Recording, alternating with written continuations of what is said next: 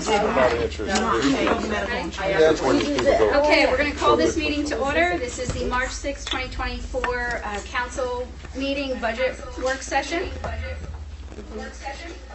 This meeting is being held in compliance with provisions of the Open Public Meetings Act, PI 1975, CH 231. It was properly noticed and has been posted and certified by the clerk.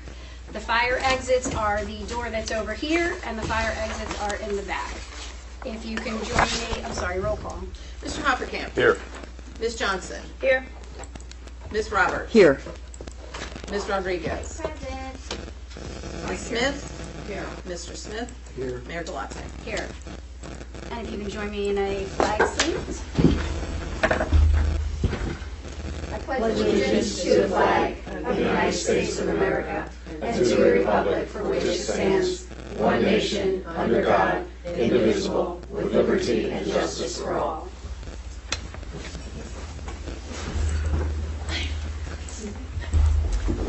Okay. This is a discussion for the 2024 municipal budget discussion. Our CFO has given you documents that are in front of you that are, or she's giving you documents that are in front of you that are updates. Documents? Yep. Or Updated. updated, okay. Because you can't see that. It's because you don't have a red pen. Like, I believe this was emailed, Lorraine? no, it was not because it was so late when Okay. when it So was finalized. if you read this document, this is a summation of where we are right now on the budget, where we have made some different adjustments here or there. It's divided into different categories. You'll see that they are the updated totals in the first section are where we are with the adjustments. The second section is decisions that have to be made this evening. The decisions that have to be made are if we stay debt neutral, which is authorizing as much debt as we are paying off this year. Capital funding, which capital projects that you would like to fund. We have the new hires, which are 2 new hires for DPW, which are building and grounds full-time positions. And number 4 is the tax increase. Currently, we are at a 67.03 tax increase on a house that's assessed at $225. Was that it? After the reval, it's 360. around 360.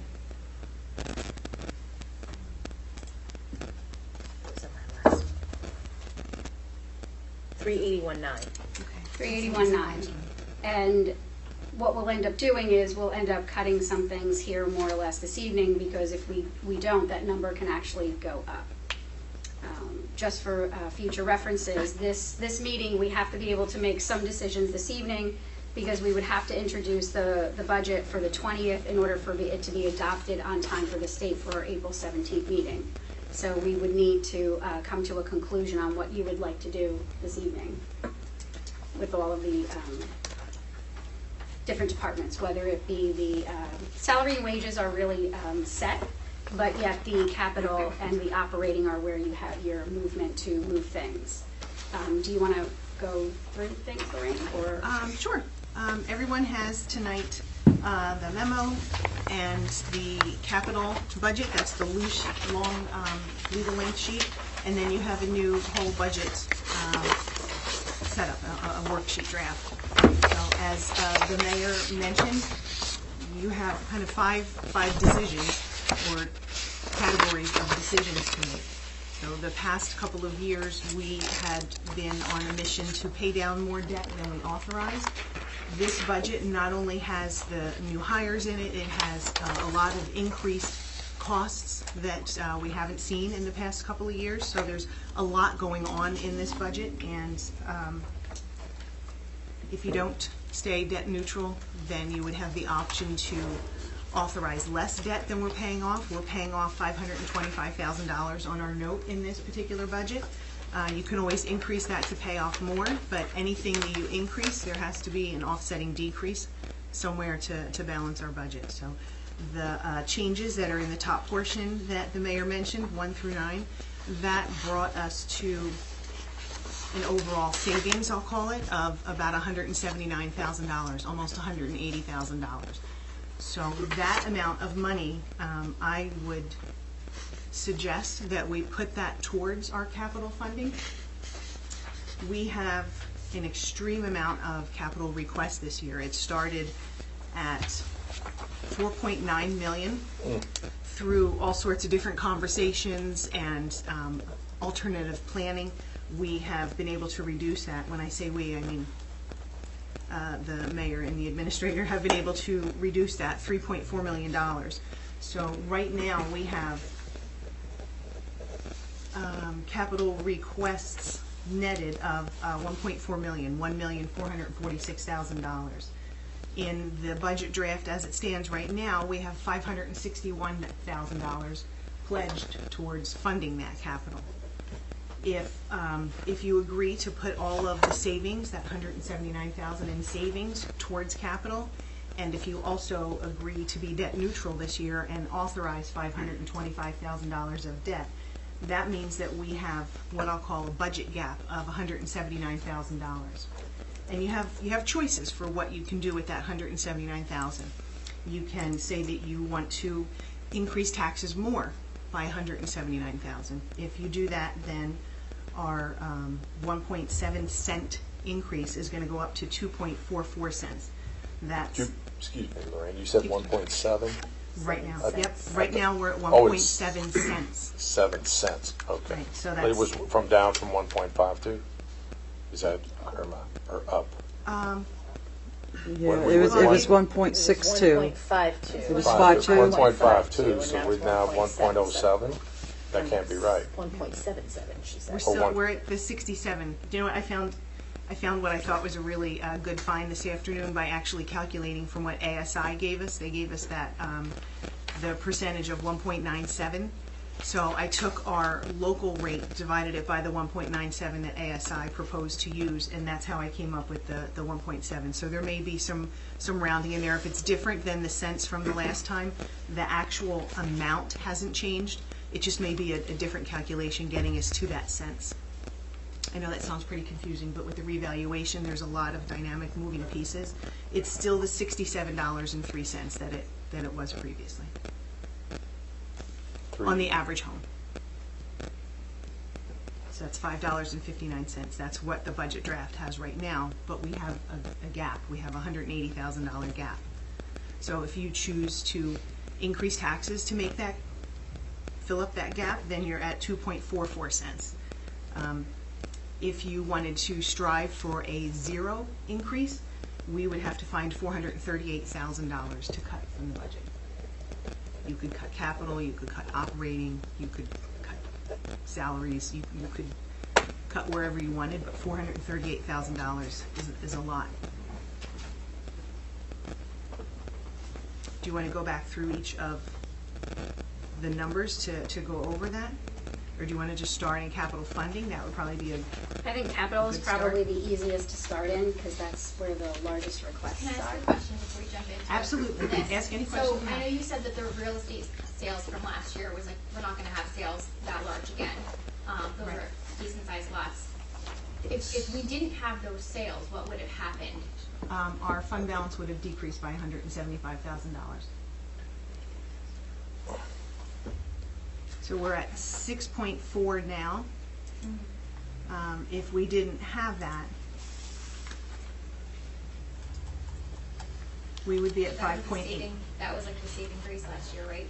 Were those land That, sales? yes. So the fact that we're not gonna have those again. We will still have land sales, but it won't be But that not large that- not of an that amount. large, Yeah. right, right. In the past couple of years, we've had anywhere from 100 to 300,000 in land sales, depending on how many we can actually get through. It's kind of a long process to go through. The mayor does have a idea for refining that process so that we can get through more in a quicker fashion. But we should be able to rely on 100 to 300,000 of land sales.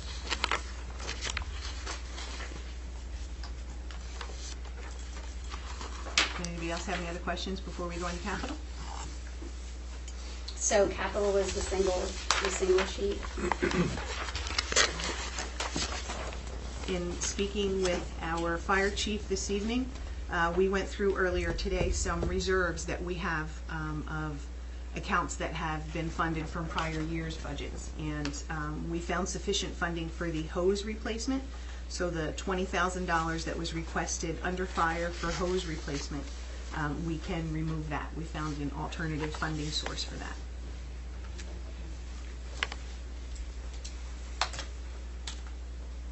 This is very similar to the same capital sheet that was in your original binder. Has everyone had a chance to go over it? And okay, does where do you guys want to approve everything that's on there? Do you want to go item by item and talk it out? How would you like to address capital? So I would say for capital, you can see that the requested in the first column all the way to your left is the 2024 requested amounts. The 2024, the third column of 2024 approved amounts, you can see where the chief has removed the request for $12,000 for the cell doors. There's been a removal of the crash report software. There's been a removal from, like Lorraine just said, from the chief, and there has been no other removal that I know of. So if there was something in here that you wanted to possibly lower in capital, there are a couple of different things if you're interested in that, or we can just keep capital where it is right now, where it is in that third column of 2024. I'm sorry, you said holding cell doors are staying on or coming off? Coming off. You'll see in the third column the chief removed those. It's the evidence software that was No, removed. yeah, that was a requirement. I thought that had to be done. We need to Yes. replace those. I'm sorry, I'm in the wrong column. You're right, absolutely right. It's Evidence tough to see software. across. Yeah. Listen, I have a sheet of paper going across just so I can like line my numbers up. Right? Yes. Yes, you're right. I'm sorry, Rachel. Yes, so if you look in the third column of 2024, the requests are now down to $248,000 for capital. So as it stands right now, capital requests are at $248,000. And if you were looking to remove I'm sorry, what was it, Lorraine? The one? That was sewer is 248. Overall, we're at 1,446,000 for our Yes. current fund. Yes. So going section by section, right? So for police, their total request is $192,800. Is that correct? Let me add it. Their original request, or No, where they're at what, right now? with everything that's the That's chief cut so removed. far. It's 192,000. Yes, But there's 192,008. also, from the last time, Jen, they added in the server redaction software because we talked about it at the last meeting, but it wasn't listed as a separate line item. So that added in $25,800. Yeah, but they took out 2470. No, I know, but I'm just letting you know that from the last one, like that wasn't on here before, but we Oh, talked yeah. about it. And so what we have left is the ALCO test. The chief has a grant that'll pay for 12,000 of that, so she's still looking for funding for 12,000. The evidence software has been removed. We have a reserve that will help fund that as well. The cell holding doors are 15,000. We're looking to fund that. The building upgrades have been removed from the chief previously. The server and redaction software is still in for 25,800. The firearm or crash reporting software for 14,500 has been removed from the chief. And the 2 vehicles we are still looking to fund. Moving forward, the chief has agreed to change that funding to 1.5 cars a year, so that one year we'll get 2 cars, the next year we'll get 1 car. So that will balance out our funding. We were unable to start with 1 car this year because last year they only got 1 car, and the year before they got a regular pursuit vehicle and the electric vehicle, which is not very useful for them. So it was like they had 2 years in a row of just 1 car. So this year we do need to do the 2, but next year we can drop down to 1. Does anybody have changes or modifications, or do you want to approve all the capital as proposed? Are they not using the electric car at all? It can't be used for to pick anyone up. They just recently released a cage that would fit in the back of that, and it's so small that the chief has told me that she has difficulty fitting in the back seat. Right. So it's not functional for loading a potential prisoner or Is it something that should be eliminated, like sold? We have to look into, Yeah, we're gonna look into that. There's grant money involved, so we have to make sure we have the ability to sell it in what time frame we can do it. But certainly, we don't wanna keep around a vehicle which is of limited. No, use, yeah, yeah, very. Okay. Riley, do you have questions? No? Okay, so does council want to remove or fully fund, or what do we want to do with PD capital?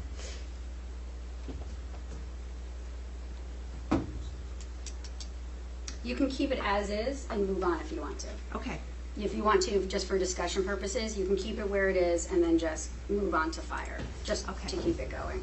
okay. For fire, we have the first two items, the low band radio and the safety equipment. They were both from fire safety, not the fire department. Those have both been removed.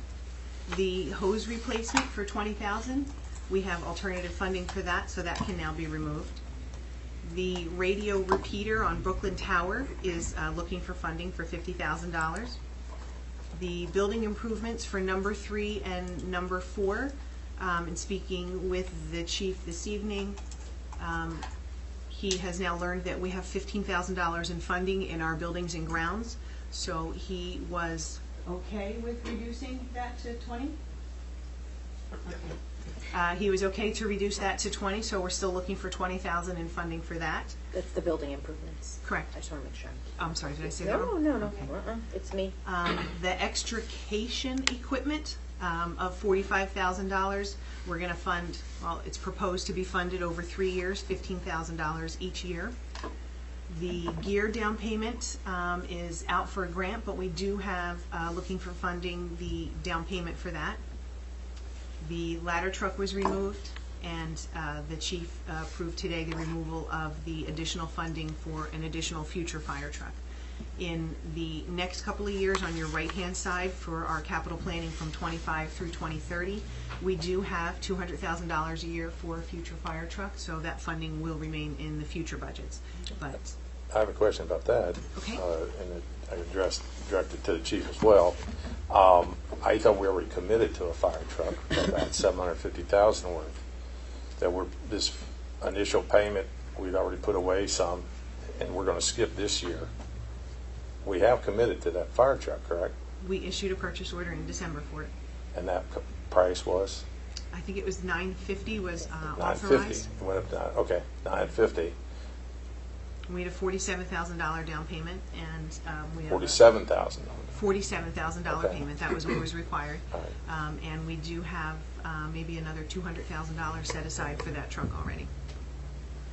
The rest of it is in the bond ordinance and was authorized debt. Okay. I want to make sure they sell themselves short.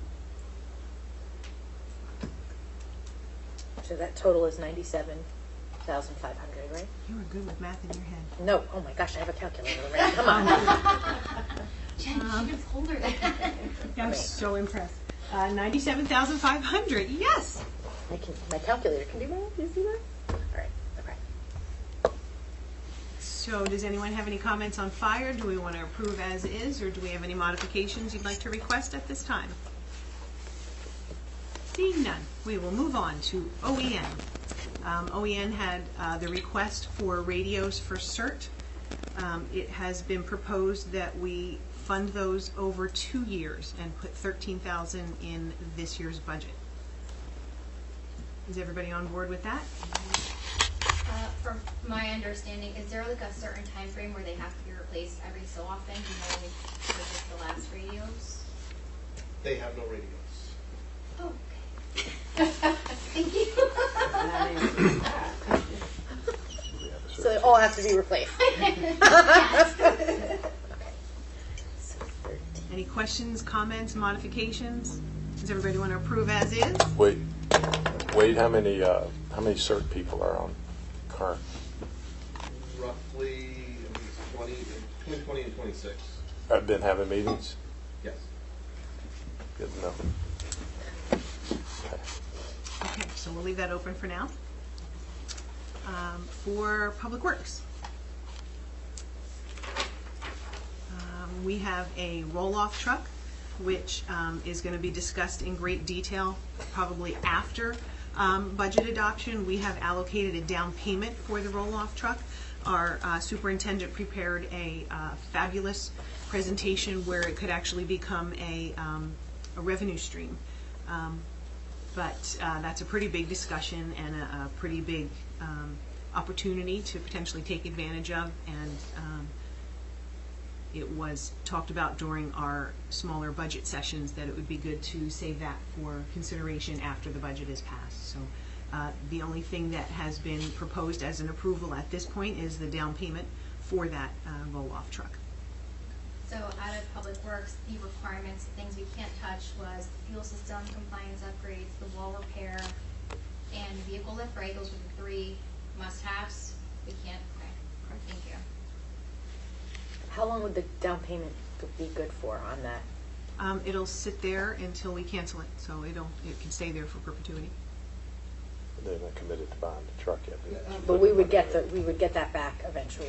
It's going to just sit in our account. We wouldn't do anything with it. It would just sit there as a reserve. If we don't use it, we can cancel it. Clarify what a down payment is, that we're not actually paying them. Yeah, that's in my head. I'm thinking Right, like no, a down we're payment on a not. mortgage. Okay. What that's doing is just setting aside the money in a reserve, so should you wish to move forward with that purchase in the future, we have money allocated for it. If you decide not to move forward in that capacity, we can just cancel it by resolution. It'll go back to our general capital fund balance. So there won't be And any that's money lost. that's the purpose of using it, putting down the down payment in the budget so that the discussion can actually come, like Lorraine was saying, after the budget, because you don't need to make that decision technically whether you want to have it or not have it. If we do make the decision, we just want to make sure we have the deposit, because we would only be paying the deposit anyway if you make the decision. You wouldn't be paying for the whole truck right off the bat anyway. You'd only be doing the deposit to hold the truck. So it's the same. And as Rachel mentioned, we have certain things that we're required to, either from POSHA or regular insurance, and that included the items that she mentioned. Other items are a pickup truck that's replacing a truck from 2009. We call it Chitty Chitty Bang Bang. The vehicle lift was an insurance issue. The loader, we provided the first step in funding last year. We provided $100,000 in funding last year. This is the second $100,000. For paving, $750 was requested. Right now we have a reduction of $150. We're still looking to fund $600,000 for paving. That's $100,000 more than what we have been paying. So there's one increase in our budget. And guide rail for $25,000.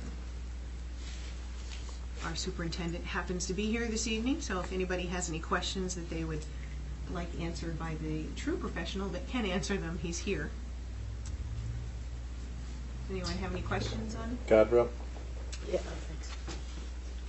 thanks. So I originally had asked for guide rail for replacements and repairs, but there's a home being built on Adams Trail, and talking with John Rush, your engineer, there's going to be a project that we have to do there. I can dwindle the number down to exacts, but it's not cheap, unfortunately. Gotcha. Okay? No, not one bit of it is.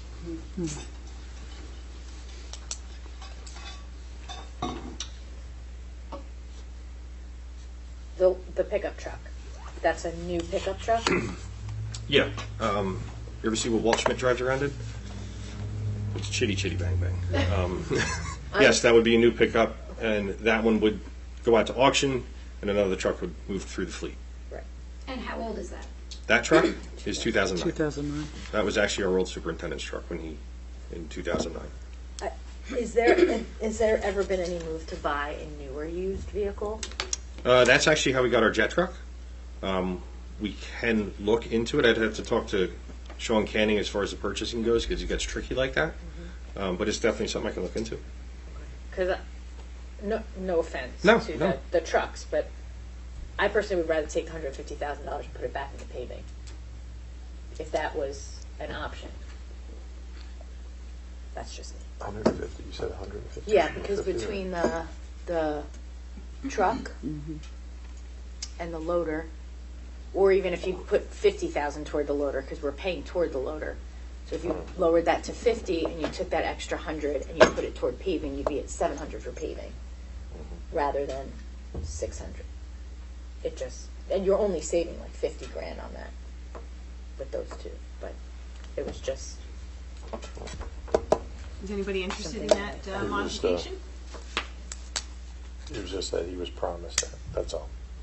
I mean, that was in the budget last year, and we split it in half, just like The we're doing loader this was. other stuff. Obviously, Yeah. we can always change it, but just be aware of that. I mean, that was the procedure then, just like we're doing the procedure on everything else.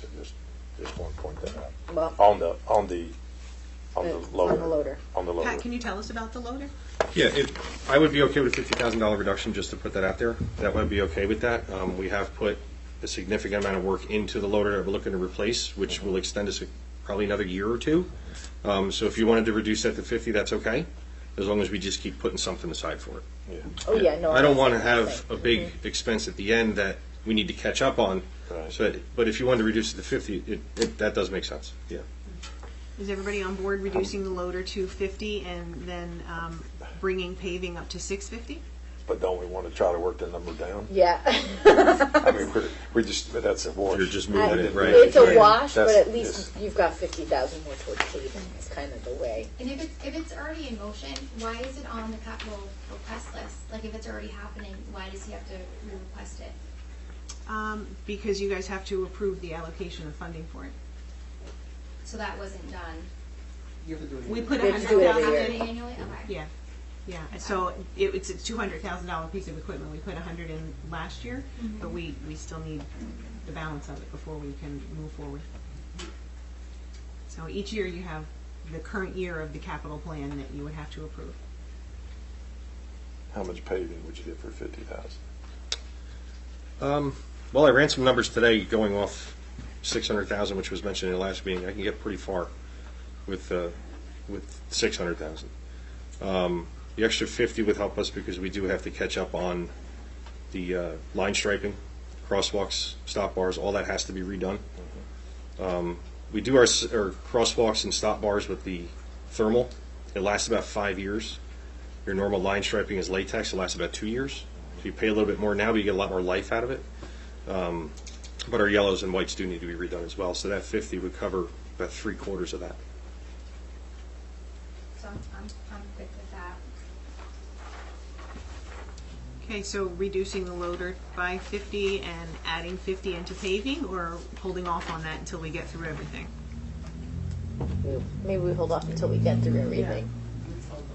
That's Is that a fine. consensus? Yeah. Okay. Thanks. Thank you. Okay, next up, buildings and grounds. We have some fencing for Neriticon for $75,000. Bleachers for $15,000. Those bleachers are non-compliant with insurance standards. We have some picnic tables for the nutrition site for ADA compliance, and a shed for storage of equipment for bocce and exercise equipment for $1,500. On the shed, wasn't there there was a new shed not long ago put there? Isn't that where the This is an bocce ball? additional shed. Who requested it? It came from the senior nutrition site. So it could have been the employee that works for recreation at this time. Okay. Thank you. You're welcome. Any questions on buildings and grounds? Do we want to approve as is? Do we want to make modifications? So why do we need a second shed? Do we have one already? We'd have to ask recreation. I think Wendy's here. Maybe she could address that. Probably not, Oh, okay. because it's two different things. If I had to venture a guess, Ryan, after talking with Roseanne, they are just in need of space for the actual equipment by itself, the bocce things and whatnot. They're expanding. If Pat wants to talk about what they've done, excuse me, at the bocce courts and how they're growing that area. Plus, on the agenda tonight, we have the resolution for or the ordinance for the grant for the pickleball courts. So then you're going to have that equipment also. That's going to come to play. That's pretty much where I think it was coming from. There's that. We're expanding what we're doing out there. We need some room for this up. And the ones that you do have there, the older ones, there are issues with the doors and things like that. I don't know what You know, else the is original on it. ones that have been there for a long time. So those are probably not going to be sustainable for much longer. Marie, if I may? Yes. As far as the pickleball courts, that's a grant that came up. We got some estimates through co-ops. Basically, we would remove the existing horseshoe pit that's pretty much never used, and actually we have room over by the tennis courts to reinstall a new one if we need to. But that whole area, if you're looking at the bocce ball courts to the right, horseshoe pit's coming out and pickleball court going in, all through grant money. So blacktop surface, netting, striping, the whole 9 yards. So it's something new. It seems to be a pretty big thing, and there's a lot of people on the tennis courts playing. Yes. So, We paid for, the town paid for the striping from the school. The blue lines are on the tennis court. That was provided by the borough. okay. That bocce ball, that pickleball courts, those pickleball courts there, they allowed us to do that, and that became very popular. My only question is if, in fact, you get this grant, we were looking at income coming in from Planet Network. They were going to put their thing, if that worked out. They want to do it, it's just, we're not there yet on that, that's the only. I was unaware of the painting. You would be. Yeah. You would. It's just, yeah, not Haven't yet. gotten there I yet. mean, so, no need to get you one way or the other Yeah. without having a little more. There hadn't even been a meeting yet. Okay. As far as with trying to arrange it with the mayor and the president of Planet Network, but they're prepared to come into the town. Mm-hmm. They were just looking for an area there that met several different requirements, and that area that's on the grass, Mm-hmm. on the, between the horseshoe pit and the street, or the woods, Yes. if you want to call it that. That was the area. They just need a container. It's like 20 feet long by 10 feet long, and they could park one car there only when they need to service it, which is after they set it up, fairly rare. And the telephone. The other thing is the telephone lines work a certain way for them there.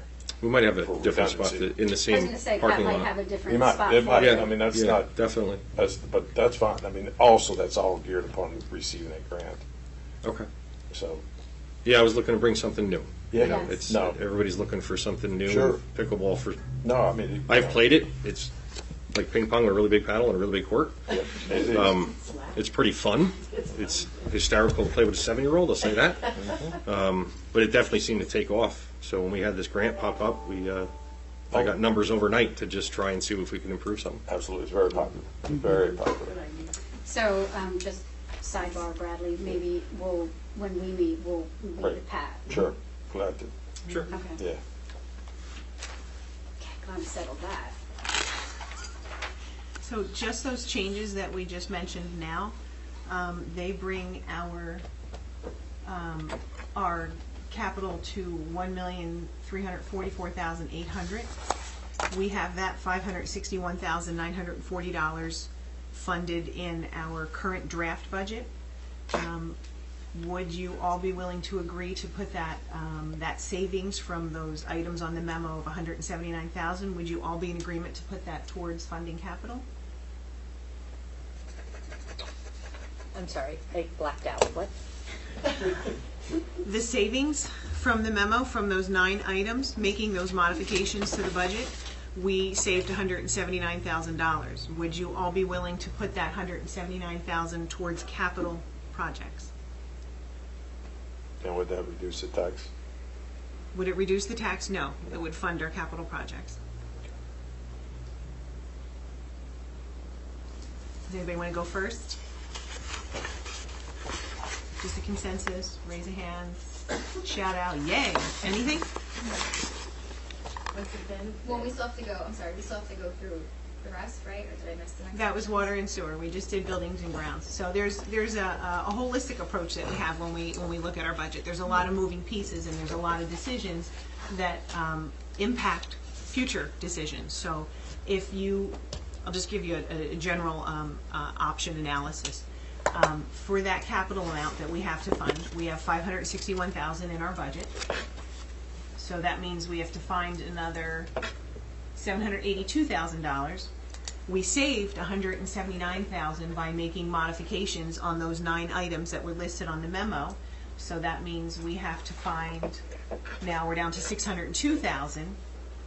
if you would agree to be debt neutral and we authorize, or you authorize debt of $525,000, which is the amount we're paying down on our note this year that's budgeted, that means we have to find another $77,931.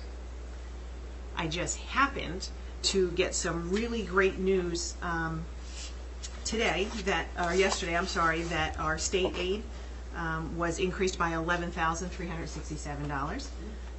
And I looked at the investment interest. So the state will allow you to put in your budget the amount of revenue that you received the prior year. So last year we received $132,000 in investment interest. In January we received $32,000 or $39,000 of investment interest just on our money sitting in the bank, because the rates are up and we're banking that. In February we got either $22,000 or $27,000 in investment interest.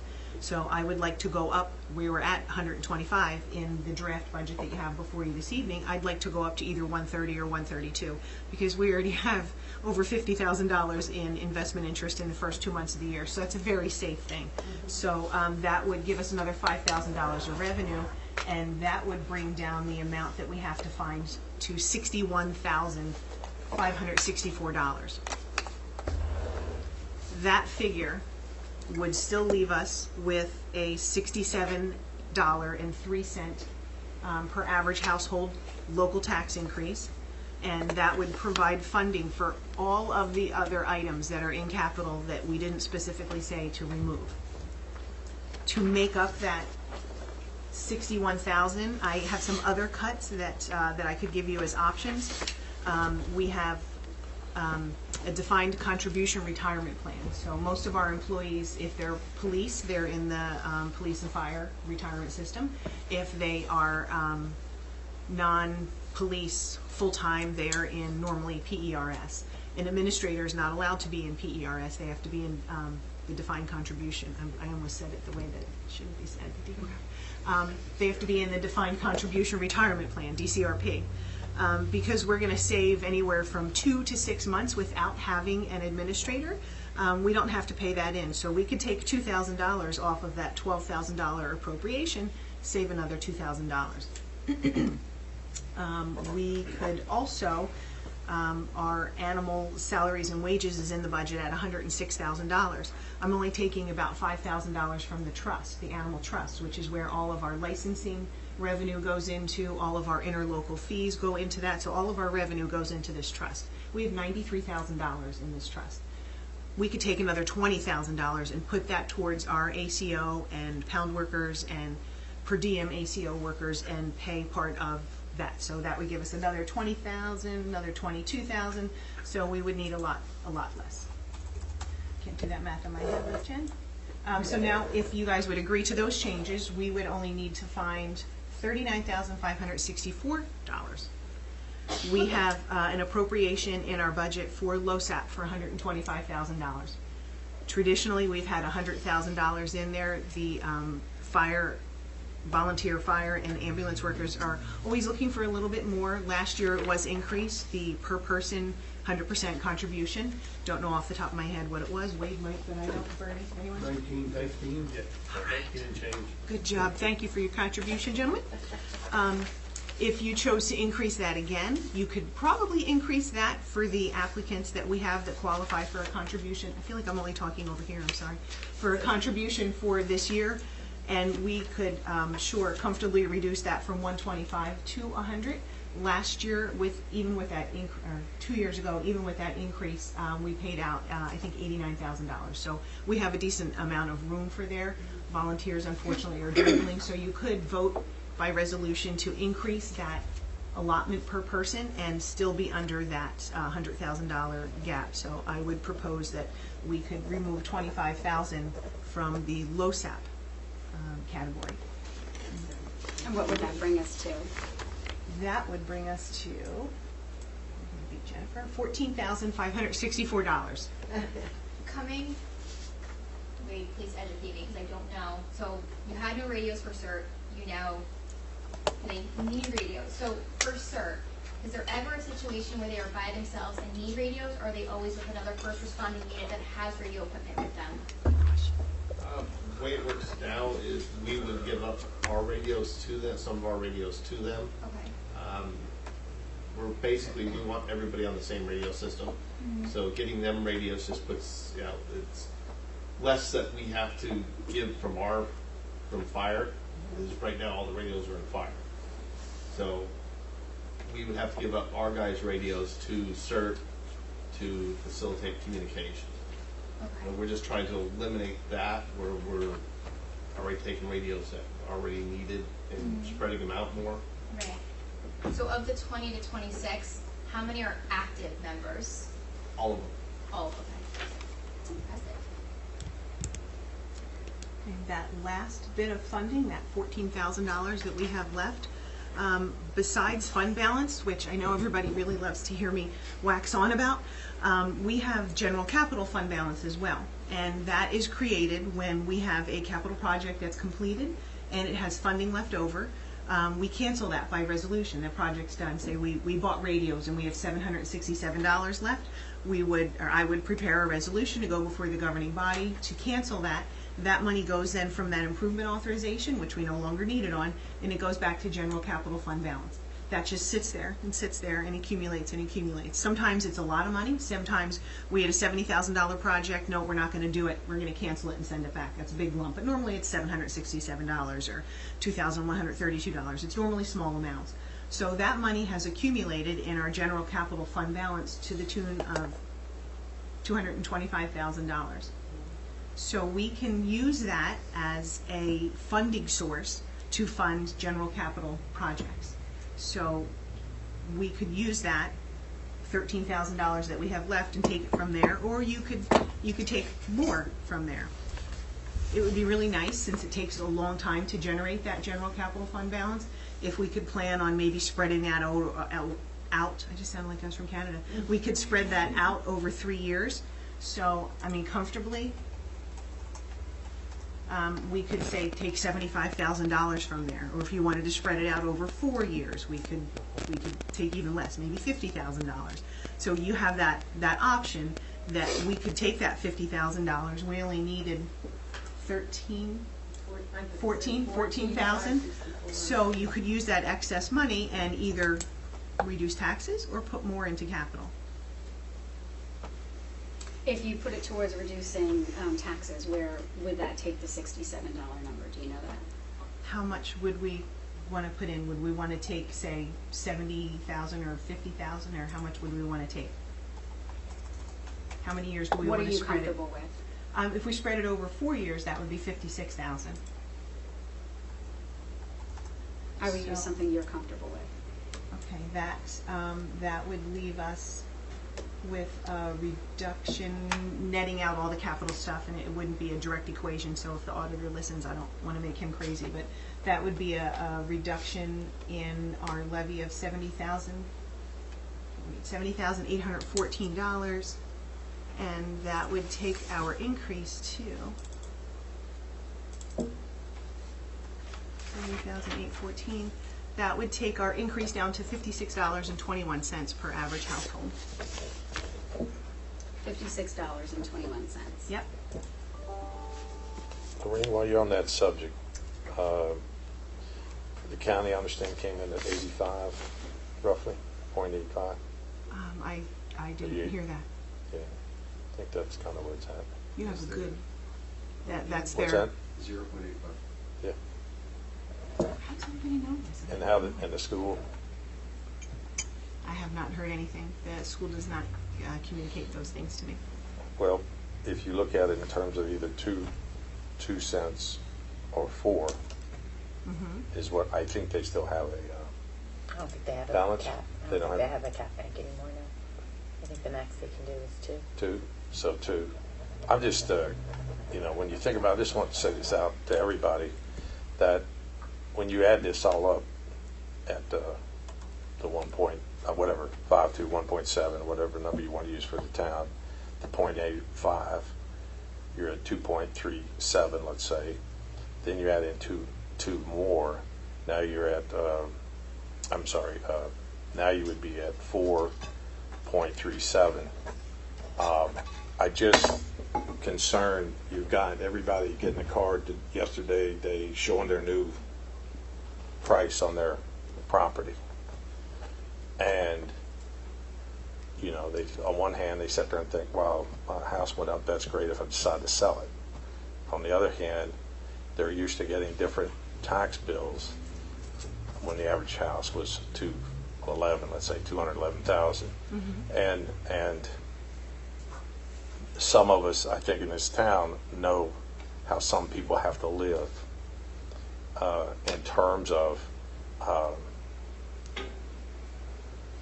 not having enough food for themselves, let alone taking care of any pets.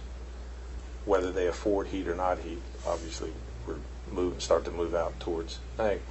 And for 5 years, we've maintained a 0% increase to the benefit of this entire town.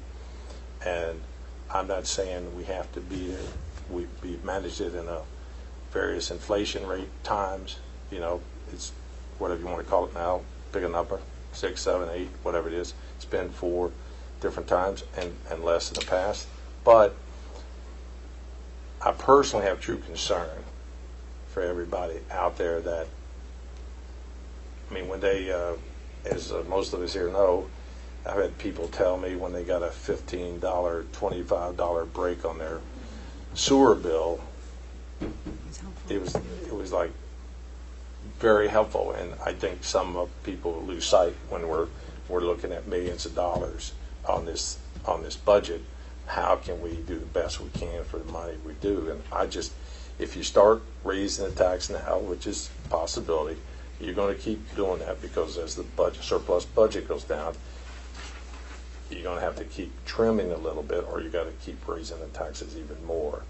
So I just want to put that out there to everybody on this council, that think about the person out there, and if you haven't met any, they're out there everywhere.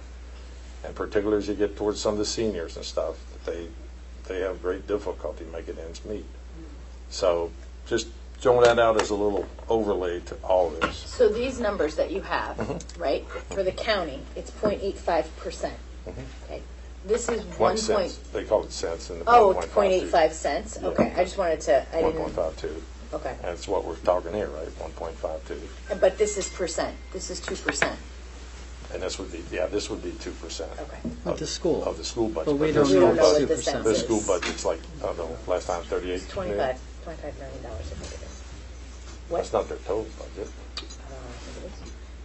20, 26, 20, something like that. I can check. Check on that. Okay. Yeah, I think you're missing a few dollars on it. Because To check. I see. I just wanted to make sure that. Yeah, it's just, I thought it was that's all. 2%. Just when we're talking about this, it's easy to go one way or the other. It's more easy to give away money and raise the taxes, but you start that's your pattern you start.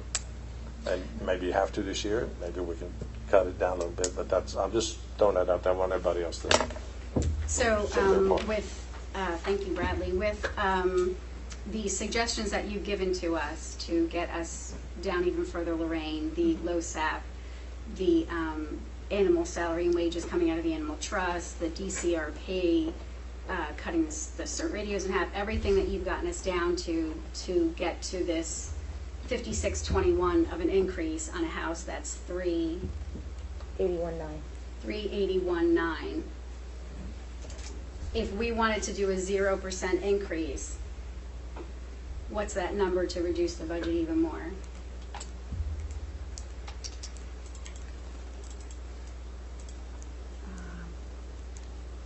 Give me a couple of minutes to figure that out.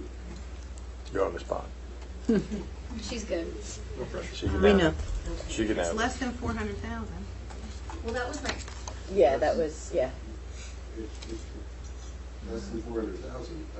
I'm sorry, I'm moving ahead here to the fund balance over here. Fund balance in 2020 was 5.2 million. Fund balance in 21 was 5.9. 22, 6.1. 23, 6.5. 4.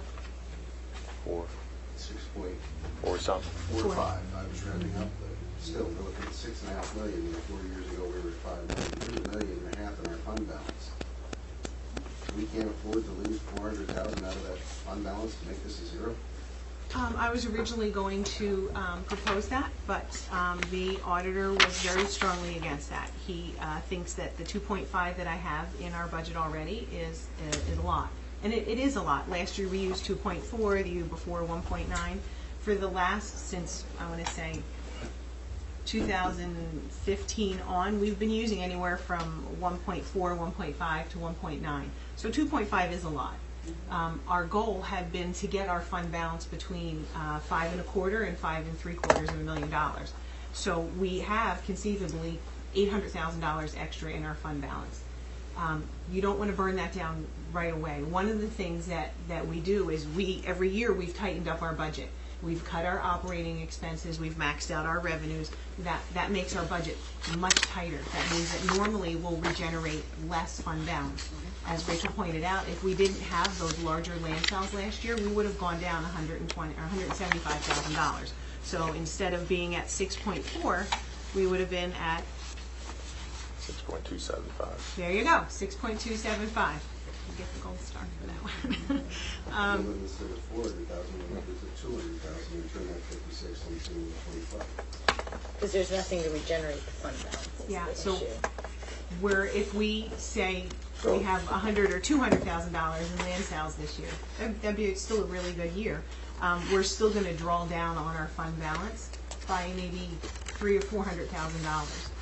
We have 800 that we want to get through, but we don't want to get through 800 in 1 year. We don't want to get through it in 2 years. We want to have a sustainable usage of our fund balance. So we want to say burn that down over 4 or 5 years, and then each time we do, we look at it, right? I do a mid-year review. How's our fund balance doing? How's our revenues? Are we projecting as much as what we thought, or are we going to be under? If it looks like we're going to be under, then I'm going to curtail spending a little bit more. We're going to not approve as much things. We're going to tell people, save 10% of your budget, don't spend it, just so that we're sure that we're going to end the year on a positive note.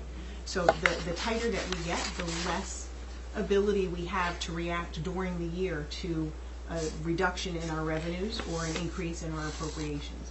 And there's less grant money coming in too. There's going to be less grant money over the next 2 years. I understand that. One of the things that I'm concerned about is the assessment. Everybody got their cards today. The fact that your house almost doubled in assessment value is the fact that we haven't reassessed in a long time. Right. And that's not really going to affect your local taxes here in the town. But your county taxes are going to go up associated with that. Because that's based on the whole of Sussex County, not just the evaluation. Right, it's a different The pie. denominator for us is getting bigger, that chunk, so that 0.85 increase in commission local, our taxes are going to go more than that, because our assessment will not more than that, and we're being compared to all of Sussex County. When we're compared here in town, if everybody's house doubles in price, your taxes don't change. Right. Because the denominator changes, which means the tax rate gets cut in half, but everybody pays the same taxes. That doesn't happen when we're being compared to other towns that are not being reassessed, because they've done reassessments over the last 10 years and we haven't. So our county taxes are going to go up higher, and we're going to take the blame for that in this room, because we're the ones that collect the taxes. So when we tell everybody, we did a 0% increase on our 27% of the taxes, and everybody else raises it, people say, well, my town council is lying to me, because here's my taxes last year, here's my taxes this year. So they said they didn't raise taxes, but I'm paying more taxes. And that's because everybody else that's in that pie raised taxes. We know this story. We're going to take the hit for the 100% reassessment. I at the 100% county understand. level. Now, that's just the county chunk. That's not the big one. The big two are obviously the schools and us. Well, we're comfortable with the county, aren't we? Yeah. Right about there, yeah. So, Yeah, if I could The lobby at schools are the the- county or the school on our behalf, I would. The only thing that we in this room have dynamic control over is our municipal budget. And that now is down to 1.4 cents. Lorraine, you mentioned 2.5 million increase in the, I want to make sure I understood this right. Earlier you said this year's budget increased by 2.5 million in expenses? Or in This year, request? we're using 2.5 million of fund balance Fund in our balance. budget. Okay, because,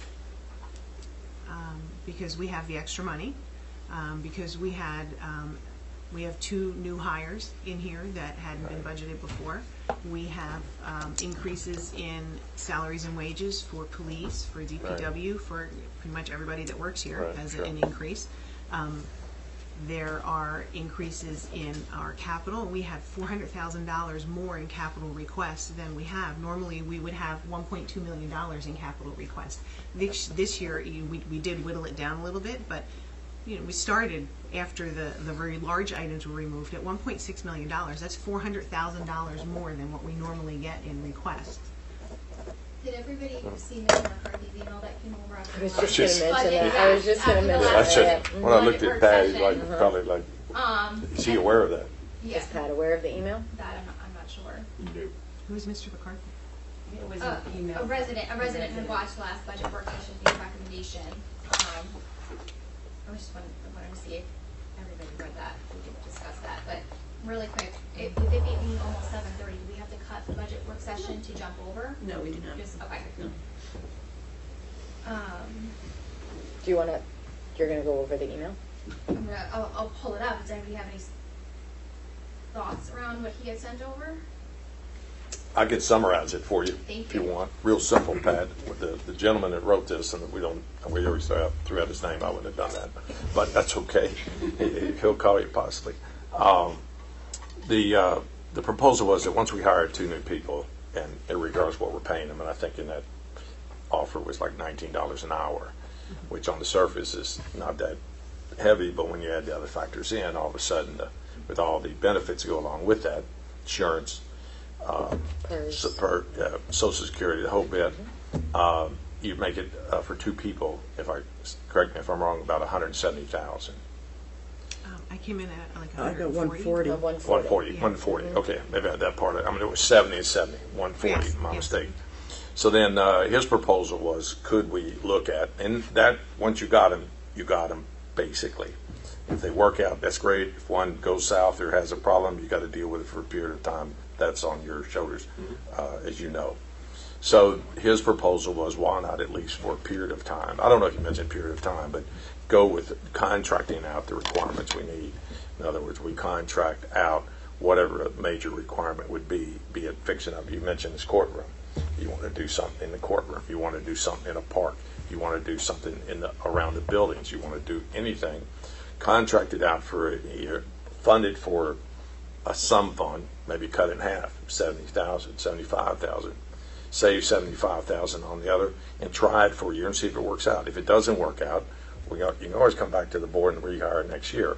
But I thought that was an excellent suggestion from the individual as a possibility.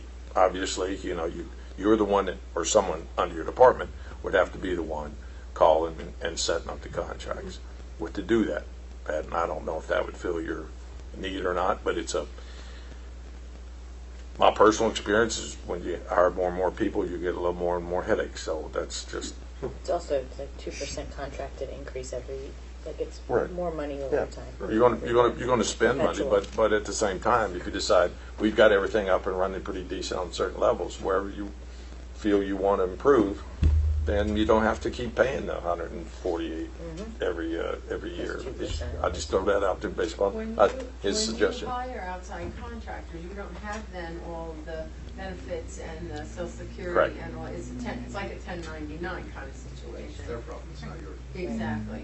Is that, well, let's ask Pat, have you had that experience before? Well, an example is your $75,000 for fencing. Yeah. Obviously, we wouldn't be doing that. That's all done through a co-op.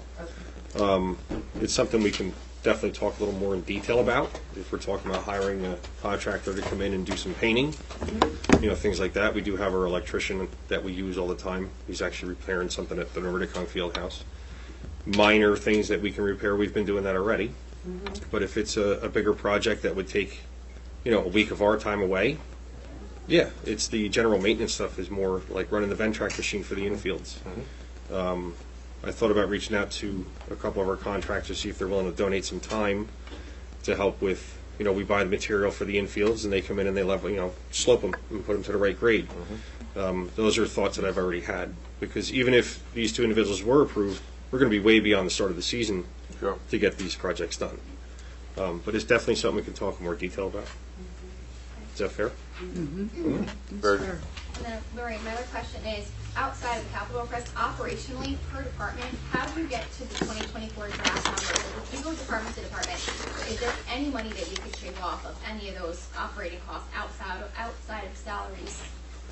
Because it seems like if you look back historically, year over year, sometimes what's drafted for 2024 is nowhere near what's been spent historically. Right. Sometimes there's one-time items, like new tax maps that run through assessment that maybe we had budgeted before, but we didn't actually spend the money before, and this year we're anticipating that we're actually going to have to spend it. We can't get to last year's money anymore, so we'd have to reappropriate all over again. That money will eventually come back to fund balance, but it sits there for a year. So some things, like when we met with each individual department, we did go through their budgets, and we could definitely take $500 here, $1,000 there, maybe even a couple of thousand somewhere else. So we could conceivably save another couple of thousand going through department by department and removing that excess fat. But then that's just less regeneration of fund balance moving forward. Does the fund balance make interest money? Yep. It's just a name for a line item on a budget, but that is the money that we have that's liquid. It's just sitting in the bank. So in January we got over $30,000 That's in interest what we're on talking that. about. Jen, do you want to use grinder pumps? Yeah, there's an item on the capital list for grinder pumps. I had a question. How many more grinder pumps do we need to replace? It's a very good question. I know exactly how many we need to replace. Let's hope you have that answer. It's 8. It's 8. There are 8 grinder pumps left to replace. Do you have a list of those addresses? Absolutely, I have Okay. a list. I can Can you provide it email to it you. to me? It's 8, absolutely. Between the sales, the turnovers, there's 8. There's like 8 people original that bought their houses before June of 2019, which is, I think that's pretty cool. So, how much are grinder pumps? Anywhere between, if you buy them in bulk, obviously it's a better price. Right. But are we, with 8 left, are we refurbishing them? Or are we buying, are they new sitting there and then these 8 houses? They're basically, they're getting a brand new pump with a factory warranty. Okay, perfect. How much are they usually? When I've been buying them in a lot of 12, they wind up being around $1,600, $1,800 a piece. That's like way less than I had even, my math. My math was, I did 6. I put like 6 each times 8 is like, 48 grand. But if you took 1,600 multiplied by 10, Yeah. that's $16,000 off of Okay. that 75 for grinder pumps. Yeah, that's a big difference. And do we have any in stock already now, like on hand? Oh yeah, So- do we have to buy any more? That's a good question. Off the top of my head, I would have If to you're look. buying them in Okay, 12, maybe we just take then it you off just take it off completely. I will double check But on all that. it's, Unfortunately, it doesn't really help the budget too much. I mean, that's in the sewer utility Right. budget, so it won't help the tax issue. oh crap. Well, I was happy, I was a little win. I was so excited. I found those 8. I was It like, helps the utility, don't get me it wrong. helps the utility. I'll send you that list. Yeah, please. You know me. Just to clarify, the water and sewer capital request, that department is self-funding. Yeah, So those are true. already being funded through the sewer and the water already. Even though it's on here as a request, it's being funded through those departments. Yeah. Upwards. Hmm? I was just thinking, should we leave this discussion until after the meeting, so we're paying professionals and the public's here, and where they want to be for here, just for the meeting, or for this part 2, but maybe go to our meeting and do that, and then come back to this after the meeting. Has everybody It's- feel? Throw that out there, I'm so, fine with that. so we don't Okay, waste. so we will temporarily put our budget away. We have to have Danielle shut down the link. No. Same link? Okay. It's the same link, yeah. It's listed on the website as We fixed that. Yeah, I'm gonna turn down the heat. This is ridiculous. What's that? I'm turning down the heat. Oh, sure.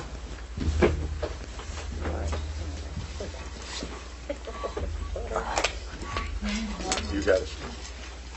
What? have to Okay, we explain put our it to them. 2024 budget discussion off to the side, and moving on the agenda, we have our committee reports. Does anybody have? Dawn. Here I am. Dawn has a report. I had to turn down the heat. Oh, thank you. Okay, coming up. Coming up at the Wellness Center on Tuesday. That's this coming Tuesday, right? 12th. I can't even believe we're in the middle of March, go for next week.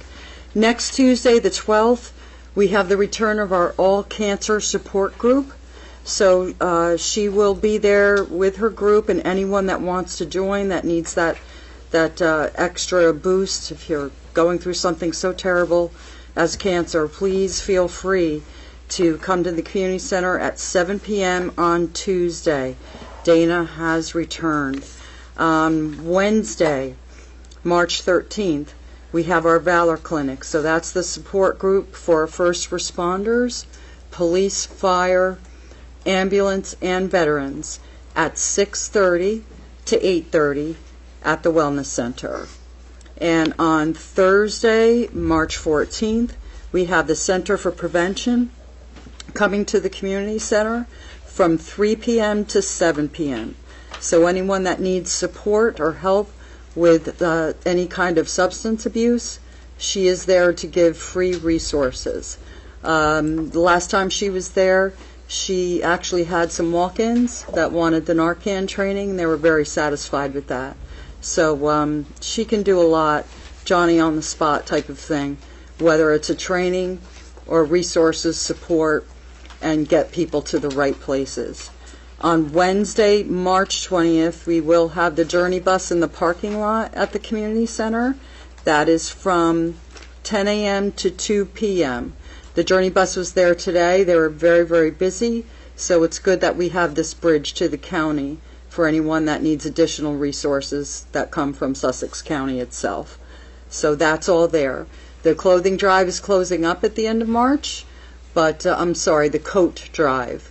But we are taking clothing. We've had a lot of people come in requesting spring clothing, so we have from birth to age 12 years old, both male, female, and if anyone needs some clothing, supplies for their children, please stop into the community center and you can fill up a bag and just take it. And I think that's it for now, Mayor. Okay. Mayor, all I'd like to say is that it's that time in March where normally we initialize the aerators at Crescent Cove, and I feel like that might be something we need to look into because I think it will slip through the cracks otherwise. So I just want to bring that up, and then for everybody else, make sure you get an extra hour of sleep best way you can on the weekend because it's a time change, Sunday. So we're going to lose an hour on Sunday. That's it. Ms. Johnson? I feel like I have a lot. I wanted to congratulate all the AOLs who crossed over, and it's been a while since February, from PAC 88 to either Troop 191 or Troop 88. Wanted to congratulate the ice hockey team. They won the JV championship. Our cheerleaders, high school cheerleaders, won the national cheer competition down in Ocean City. Our esports club at the high school have won the state title, which is amazing. Congratulations. I'd like to congratulate Greg Smith, who had the world premiere of his composition played by the Hanover Wind Symphony. I heard it was amazing. I wanted to, on the school committee, thank Art DiBenedetto for his time. He was a true advocate for the students and teachers, and he will be missed. And I wanted to wish good luck to Jeff Hallenbach. For recreation, the egg hunt is on March 23rd at 12 p.m. at Modic Park. The next meeting is March 12th at 7 p.m. For the Municipal Alliance, the next meeting is March 11th at 6:30 p.m. I wanted to congratulate the Lake Leapers, especially to Rachel, who leaped in the lake. Better than all of us. And PAC 88 is collecting non-perishable items for the Sparta Food Bank from March 4th until March 15th, and those are to be dropped off at Firehouse 3. Thanks. Anybody else have a report or anything? Well, I know right now, the committees I'm on, we're working on establishing some guidelines, real estate, development, celebration of events, so nothing there, but I did want to take the opportunity to just highlight what the Elks had raised. So the Elks Lodge was able to raise from the Leap in the Lake $103,000, and that money goes towards special needs children to send them to camp, as well as teachers in the surrounding areas for their schools. It was a fantastic event. They had over 700 registered leapers. Yes. It's actually not that bad if you stand out in the cold and freeze and then get into the water and you don't feel it at all. So I do challenge, I challenge the mayor and council to join me next year for that leap.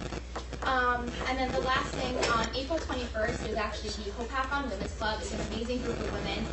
Their volunteerism and selflessness to the community is inspirational. So they are hosting a fashion show on April 21st at Casa Bianca at 11 a.m. The price of the tickets is $60 per person. That includes buffet lunch and soft drinks. There is a cash bar. And there also is a silent auction that's held there. So the money raised from that event helps a lot of different charitable organizations such as Daisy, the Ronald McDonald House. It also goes towards scholarships and a bunch of other events. So if you have any questions, you can visit the Hopakon Women's Club Facebook page. The information is there. Or email me and I can send you their flyer. That was it. Great. Administrator's report, Greg? Well, thank you, Mayor. Obviously, we've been spending a lot of time on the budget. I want to thank the CFO for all the hard work she's been doing. I know we still have some ways to go and look forward to continuing discussion later on this evening. Aside from that, been getting into certain other projects, one of which is the renewal of our cable franchise. So we'll be working with the cable company to go ahead and get that agreement hammered out. Also have the DPW report. Reports both hot and cold patch are being laid, catch basins cleaned, basins repaired, trucks being cleaned, down trees cleaned up on Squire and Flora, broken curbing being picked up, and a hockey net being put back at the rink for the upcoming season. Over in the water and sewer side, grinder pump replacements, chlorine contact chamber installed at Squire Well, a valve maintenance, and a booster pump replaced in the Ingram booster station. Thank you. Thank you very much. We are going to go to public comment. This is the opportunity for the public to speak about anything that is on the agenda. You need to come up, state your name, and you have 5 minutes to talk about whatever it is that you want to talk about. And can I have a motion to go open? So made. Second. The meeting is open to the public for anything that's on the agenda.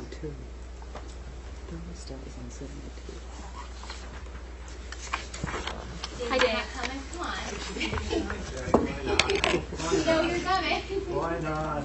We need to say what up. You can go towards the center. Sorry, the microphone. No problem. Okay. Good evening. I have a couple of questions. There's animal ordinance. I guess that's about the chickens. Have you made your final decision? No, this is just an introduction of the ordinance, so that's not a final. Oh, I see. Oh, okay. So we'll wait. So there's still discussion. We'll wait in suspense. The parking on certain streets.